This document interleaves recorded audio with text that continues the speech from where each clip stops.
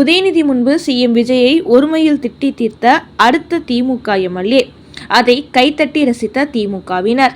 கோட்டைக்கு வந்த அதிர்ச்சி வீடியோ. பாய்கிறதா கைது நடவடிக்கை? வணக்கம் நண்பர்களே. திமுக தலைவர்கள் ஆட்சியில் இருந்தாலும் எதிர்க்கட்சியை வசைப்பாடுவார்கள். எதிர்க்கட்சியாக இருந்தாலும் ஆளும் கட்சியை திட்டி தீர்ப்பார்கள். அந்த அளவுக்கு ரவுடி கூட்டத்தை போல அவர்கள் செயல்படுவார்கள். அப்படித்தான் 2026 சட்டமன்ற தேர்தலில் தமிழக வெற்றி கழகம் ஆட்சிக்கு வந்ததிலிருந்து ஒட்டுமொத்த திமுகவின் முன்னாள் அமைச்சர்களும் தற்போதைய எம்எல்ஏக்களும் முதலமைச்சர் விஜய் மற்றும் தாவேகா அமைச்சர்களை கடுமையான முறையில் விமர்சித்து வருகிறார்கள். இன்னும் சொல்லப்போனால் பொதுவெளியில் முதல்வர் விஜயை ஒருமையில் திட்ட தொடங்கிவிட்டார்கள். இப்படித்தான் விளாத்திக்குளம் எம்எல்ஏ மார்க்கண்டேயன் முதலமைச்சர் விஜய் சட்டசபையில் திமுகவினர் வெளிநடப்பு செய்துவிட்டு ஓடினால் மொத்த கதவுகளையும் அடைத்து விடுவேன் என்று சொன்னதை வைத்து, அப்படி நீ எங்களை அடைத்து வைத்தால் உன்னுடைய எலும்பை உடைத்துவிட்டு நாங்கள் வெளியே வருவோம் என்று பேசியிருந்தார். இப்படி பேசிய சில மணி நேரங்களிலேயே எம்எல்ஏ மார்க்கண்டேயன் காவல்துறையால் கைது செய்யப்பட்டு சிறையில் அடைக்கப்பட்டார். 15 நாட்களுக்கு பிறகு அவர் பாளையங்கோட்டை சிறையிலிருந்து வெளியே வந்தார். அதன் பிறகு சட்டமன்றத்துக்கு வந்தவர் தான் பேசியதற்கு மன்னிப்பு கேட்டுக்கொண்டார். ஆனால் தற்போது மீண்டும் இன்னொரு திமுக எம்எல்ஏவும் முதலமைச்சர் விஜய் மற்றும் தமிழக வெற்றி கழக அமைச்சர்களை ஒருமையில் பேசியிருப்பது சர்ச்சையை ஏற்படுத்தியிருக்கிறது. அதுவும் எதிர்க்கட்சி தலைவரான உதயநிதி ஸ்டாலின் கலந்து கொண்ட நிகழ்ச்சியிலேயே இது நடந்திருக்கிறது.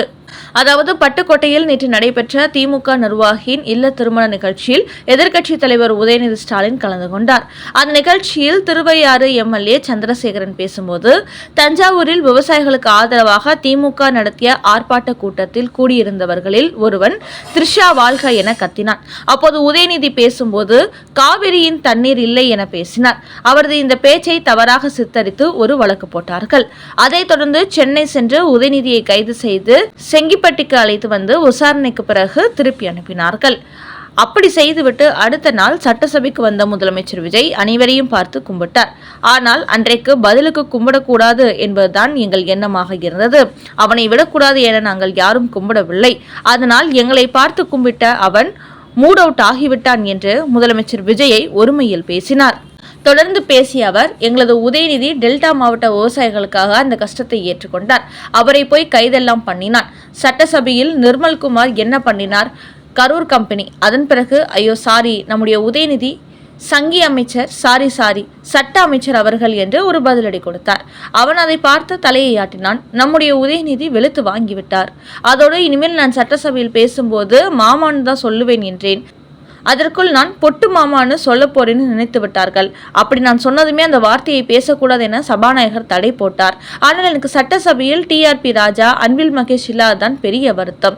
அதோடு கீர்த்தனா என்ற அமைச்சர் படுத்துற பாடு தாங்க முடியல. அவ பேசினாலே பெரிய கடுப்பா இருக்கு. திமுக அரசு செய்ததெல்லாம் தாவேக அரசு செய்தது என்று பொய் பேசுகிறாள். அதுக்கப்புறம் அமைச்சர் ராஜ்மோகன் பேசினாலே தாங்க முடியல. அவ்வளவு டைலாக் விடுறான். இதையெல்லாம் கேட்கும் போது எனக்கு ரஜினியோட டைலாக் தான் ஞாபகம் வருது. தப்பு பண்ணிட்டே சிங்காரோ, தப்பு பண்ணிட்ட. தளபதியை என்னைக்கு கை வைத்தீர்களோ அன்றிலிருந்தே திமுக மிக எழுச்சியாக இருக்கு என்று உதயநிதி முன்னிலையில் முதலமைச்சர் விஜய் மற்றும் அமைச்சர்களான கீர்த்தனா, ராஜ்மோகன், நிர்மல்குமார் ஆகியோரையும் திமுக எம்எல்ஏ சந்திரசேகரன் ஒருமையில் பேசியிருக்கிறார். இப்படி அவர் பேசிய சர்ச்சைக்குரிய வீடியோ அங்குள்ள தமிழக வெற்றி கழக நிர்வாகிகளால் முதலமைச்சரின் பார்வைக்கு கோட்டைக்கு அனுப்பி வைக்கப்பட்டுள்ளது. ஏற்கனவே திமுக எம்எல்ஏ மார்க்கண்டேயன் முதலமைச்சரை ஒருமையில் பேசிய போதும் அவர் மீது உடனடியாக கைது நடவடிக்கை எடுக்கப்பட்ட நிலையில் அடுத்து இந்த திருவையாறு எம்எல்ஏ மீதும் நடவடிக்கை பாயப்போவதாக பரபரப்பு தகவல்கள் வெளியாகியுள்ளன. தாவேகா அமைச்சர்கள் விஜயின் ரசிகர்களாகவே இருக்கிறார்கள். மாணிக்கம் தாகூர் கடும் தாக்கு. 2026 சட்டமன்ற தேர்தலில் விஜய் தலைமையிலான தமிழக வெற்றி கழகம் 108 தொகுதிகளில் வெற்றி பெற்றது. அதைத் தொடர்ந்து திமுக கூட்டணியிலிருந்து காங்கிரஸ் கட்சி தமிழக வெற்றி கழகத்திற்கு முதல் முறையாக ஆதரவு கொடுத்தது. அவர்களைத் தொடர்ந்து விசிக, கம்யூனிஸ்ட், முஸ்லீம் லீக் என பல கட்சிகளும் ஆதரவு கொடுத்ததைத் தொடர்ந்து விஜய் முதலமைச்சரானார். இந்த நேரத்தில் தமிழக வெற்றி கழகத்தினர் அடுத்து தமிழ்நாட்டிலிருந்து ஒருவர்தான் பிரதமராக வேண்டும் என்பது போன்று சட்டசபையில் பேசத் தொடங்கினார்கள்.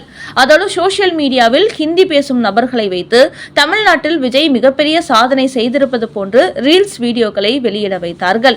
இதனால் தமிழக காங்கிரஸ் கட்சி கடும் அப்செட் ஆகியுள்ளது. குறிப்பாக அக்கட்சியின் மாநில தலைவர் மாணிக்கம் தாகூர் தமிழக வெற்றி கழகத்தை கடுமையாக விமர்சித்திருக்கிறார். நேற்று அவர் செய்தியாளர்களிடம் கூறியது, தமிழக வெற்றி கழகத்தை சேர்ந்த அமைச்சர்கள் இப்போது வரை விஜயின் ரசிகர் மன்ற நிர்வாகிகளாகவே இருக்கிறார்கள். சட்டசபையில் பேசும்போது முதலமைச்சரை குறித்து புகழ்ந்து பேசுவார்கள். அடுத்து அவர்தான் அடுத்த பிரதமர் என்கிறார்கள். சட்டமன்ற தேர்தலில் அவர்கள் ஆட்சி அமைப்பதற்கு திமுக கூட்டணியில் இருந்த கட்சிகள் தான் ஆதரவு கொடுத்திருக்கிறோம். தமிழ்நாட்டிலே இன்னும் அறுதி பெரும்பான்மை பிடிக்கும் அளவுக்கு வளரவில்லை. அதற்குள்ளாக அடுத்த பிரதமர் என்கிறார்கள். அதோடு விஜய் முதலமைச்சர் ஆவதற்கு எங்களுடைய ராகுல் காந்தி தான் முதலாக ஆதரவு கொடுத்தார் என்பதை அவர்கள் மறந்துவிட்டு பேசுகிறார்கள். மத்தியில் இருக்கும் பாஜக அரசு அமலாக்கத்துறை சிபிஐ வைத்து எதிர்க்கட்சிகளின் குரலை ஒடுக்க பார்க்கிறது. அவர்களுக்கு எதிராக காங்கிரஸ் கட்சி போராடி கொண்டிருக்கிறது. அதோடு இந்தியா கூட்டணியில் உள்ள 23 கட்சிகளும் ராகுல் காந்திக்கு ஆதரவாக உள்ளன. அவரைத்தான் அடுத்த பொது தேர்தலில் பிரதமர் வேட்பாளராக முன்னிறுத்தப் போகிறார்கள். இப்படி இருக்கும்போது இன்னும் ஒரு எம்பி தொகுதி கூட பெறாத தமிழக வெற்றி கழகத்தினர் அடுத்த பிரதமர் வேட்பாளர் விஜய் என்று சொல்வதை பார்க்கும்போது வேடிக்கையாக உள்ளது. இவர்கள் அனைவரும் விஜயின் ரசிகர்கள் என்ற மனநிலையில் இருந்து மாறி யதார்த்த உலகத்துக்கு வர வேண்டும். அதோடு சட்டமன்ற தேர்தலில் முதலாக காங்கிரஸ் கட்சி மட்டும் தமிழக வெற்றி கழகத்திற்கு ஆதரவு கொடுக்கவில்லை என்றால் அப்போதே மத்திய அமைச்சர் அமித்ஷா கதையை முடித்திருப்பார். திமுகவின் ஆதரவோடு எடப்பாடி பழனிசாமியை முதலமைச்சர் ஆக்கியிருப்பார். அப்போது அத்தகைய நிலைமை ஏற்படாமல் தடுத்தது காங்கிரஸ் கட்சிதான் என்பதை தமிழக வெற்றி கழக அமைச்சர்கள் மறந்துவிடக் கூடாது என்று கடுமையாக விமர்சனம் செய்திருக்கிறார் மாணிக்கம் தாகூர். பெரம்பூரில் உள்ள முதல்வர் விஜய் அலுவலகத்தை முற்றுகையிட்ட தூய்மை பணியாளர்கள், மொத்த பேரையும் குண்டுகட்டாக தூக்கி கைது செய்த போலீசார். 2026 சட்டமன்ற தேர்தலுக்கு முன்பு முதலமைச்சர் விஜய் பலதரப்பட்ட வாக்குறுதிகளை வழங்கினார். அதில் தூய்மை பணியாளர்கள் பணி நிரந்தரம் செய்யப்படுவார்கள், அவர்களுக்கு ஊதிய உயர்வு வழங்கப்படும் என்றும் அவர் கூறியிருந்தார். ஆனால் தாவேக ஆட்சிக்கு வந்து 3 மாதங்கள் ஆகிவிட்ட நிலையிலும் அது பற்றி முதலமைச்சர் எந்த அறிவிப்பும் வெளியிடவில்லை.